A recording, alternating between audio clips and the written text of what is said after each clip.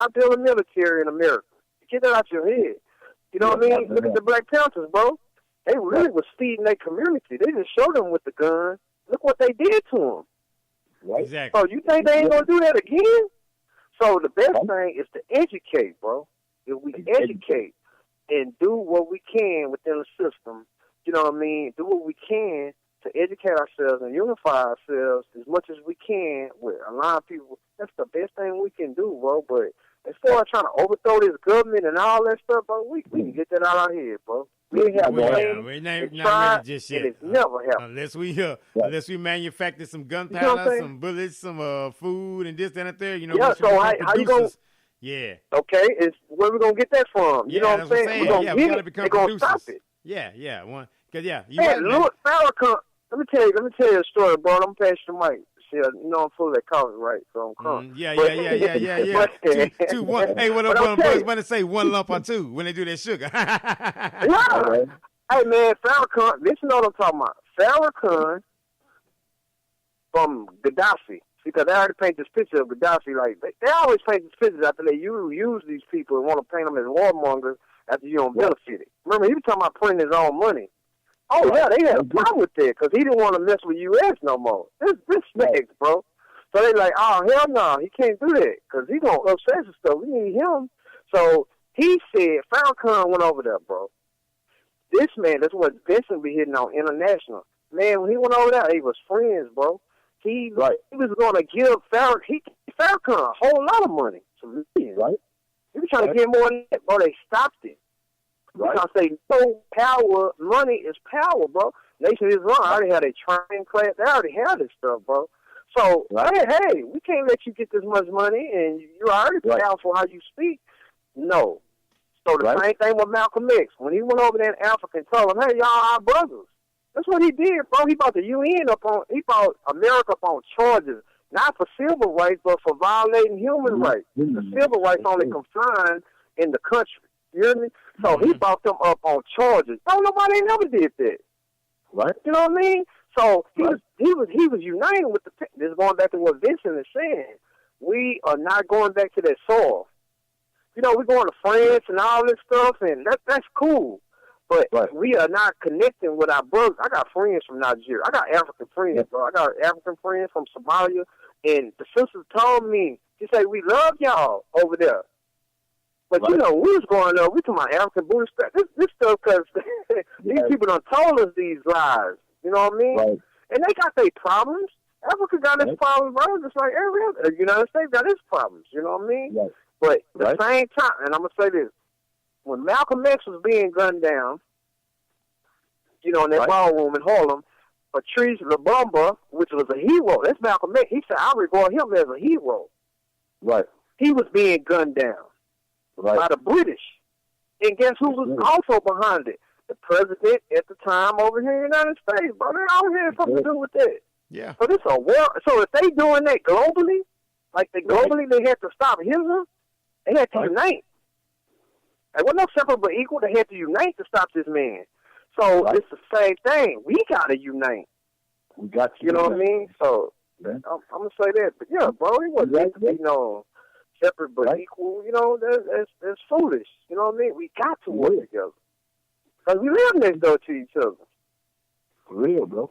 And a lot of that stuff, like when we dealing with the mentalities and the being inferior, we got to also understand too that some of the doctrines that we accept and we believe, it keeps us in the same state that we are.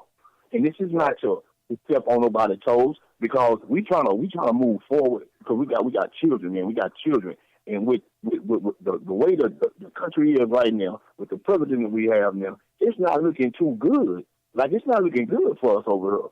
You know what I mean? So a lot of these things we need to start paying attention to, because, like I say, when you look at the doctrines that some of us accept, bro, we still in the same situation. And it's one thing about supreme knowledge and wisdom. It's going to elevate you. You're not going to stay the same. You know, when Jesus said, come as you are, you can come as you are, but you can't stay like that. You can't stay that way, yeah. You cannot stay like that. And where we went astray at is we stopped admonishing people. We start just letting them get away with everything. Just what they say, get along together, to go on to get along. That's what we do. They doing it in the churches. They doing it in the mosques. They doing it in the temples. Everybody is just turning the other cheek because they don't want to offend. But the truth sometimes is offending. That's right. But you know why this? Because of money. Because of money.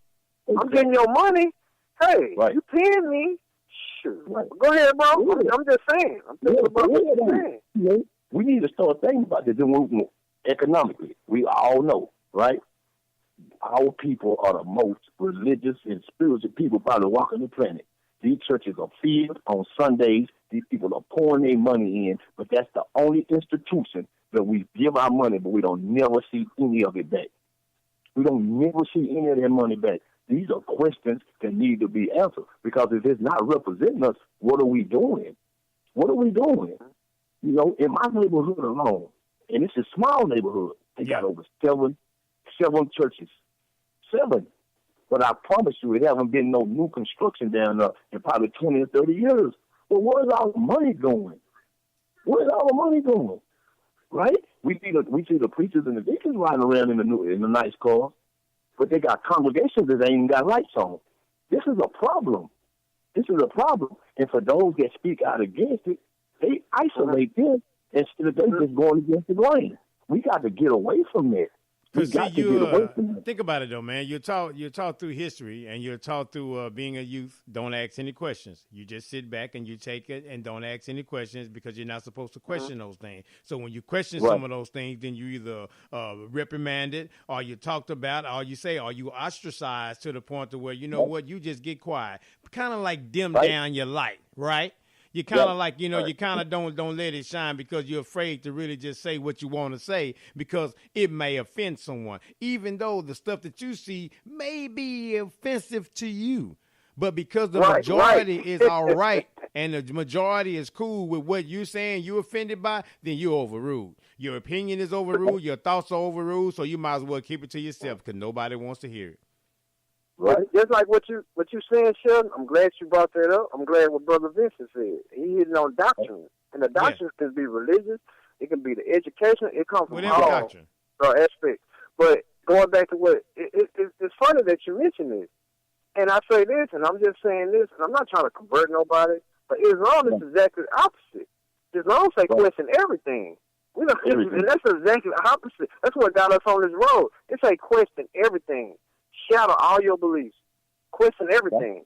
You come to your own conclusion and realization about things. So that's one thing I like. That was attractive to me, because my mind was already wondering.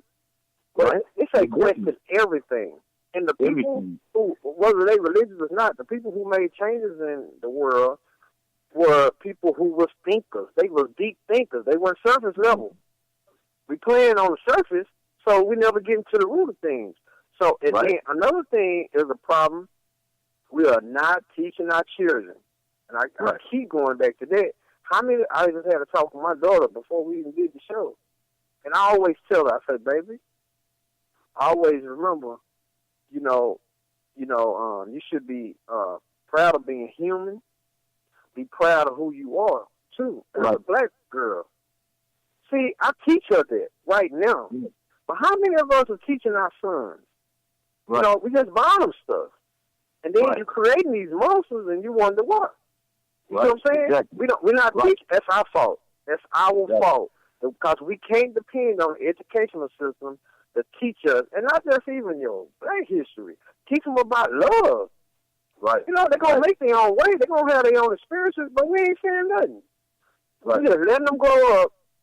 They're ill-equipped, and you throw them out into this world, and that's why they mad as hell at us. At 18 years old. At 18 years old. Because you ain't taught them economics. Right now, I'm teaching my daughter economics. We talking about a level to understand. Baby, save some of your money. Daddy going to give you $30. You put 20 in the bank because she got her account. You see what I'm saying? You save some money. You teach them, and you show them in your lifestyle. They start showing them. Daddy worked hard for his money. Take them to your job and see one day. Career day or something. Don't just sit and fuss and come on eat because they don't see you doing nothing. Take them and show them. But if we're not teaching our children, if we're not showing them love, and we know we didn't get hugs, Whose fault is it? We can't blame the white man. We can't blame the system all the time. We got to set some accountability. Once you have knowledge, it is your duty to teach one, each one. You know what I mean? This is why we in the state that we're in, brother. And it's serious. This ain't nothing to play with because we getting burnt up. Fire burns, too. Right. This is why we sit back and say, why they killing each other? Right. Why they killing each other? Why they out of control? Why these sisters growing up? African American girls usually get pregnant. We had to hear she make it out of high school and don't get pregnant. That's a problem, bro. Mm-hmm. You know, it ain't supposed to be like that. But it's something that's not clicking. We playing on Facebook all day, playing. See, while we playing, people are serious planning. While people are planning. Right? Planning and plotting. So we need to be planning and plotting and not playing. That's right. So they say if you are not planning your life, somebody is planning it for you. Yeah. Okay. And they may have a good plan. So, again, the question bears up an answer. I'm coming home every day. I'm working my butt off. You thinking you being a good parent. Right. But you don't really know if you're not teaching them, too. Yeah, that's order. That's material stuff. That's going to take care of itself. Right. But if you do not teach your children all the way around, see, and whatever they can understand, because I'm going to teach my daughter, hey, the president say, who you think you is? And it's President Day. No, I'm going to teach her with balance, though. No, these people had slaves. Teach them that. Don't be, because them folks ain't going to teach them. Right. Then they grow up and think everything changed, and they don't see no color and all this. Right. And then, bam, they in the break room crying because they don't got fired, because they don't got discriminated against, because they had braids and they thought everything changed, because they had a little white boyfriend or something. This is what it's coming to. Right. Oh, my God, I can't believe they fired me. Yeah, believe it. It's real. Yeah, it's real. It's real. We do have to teach it. We have to teach the internal and the external. You know, that's right. That's why I say, man, when we're dealing with some of these institutions, we have to understand that they understand that we the ones that don't. We the ones that's not teaching our kids the internal and the external. We got to teach them. You know, instead of just giving them all of this, you got to give them business. You got to give them science, because this is what governs the world. You know what I mean? And then we are so distracted with material things, we don't even focus on the real things. And this is why people wonder why technology is so advanced.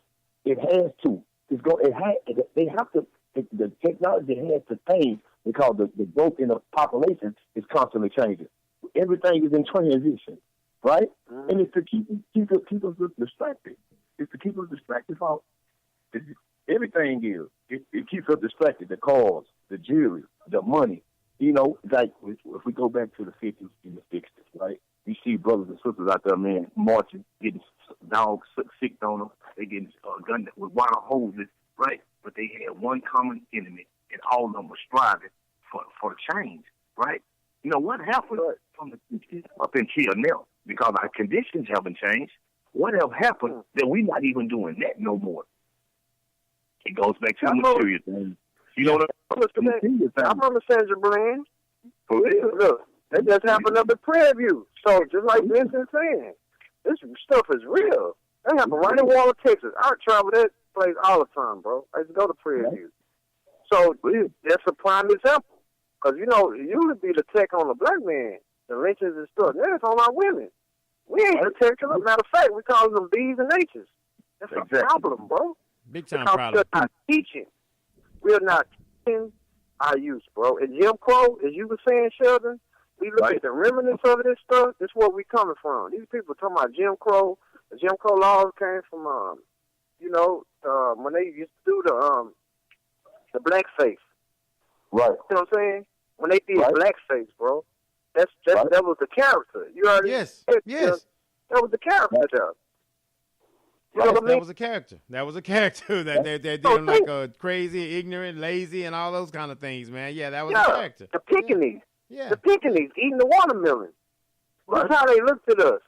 So then, look, the irony of, there's a white man putting black face on, you know, making mockery of us, but then you got a black man in here, and you lighten his face. Ain't that something? But they had the light. He was already dark. You know what I mean? So really, look at what you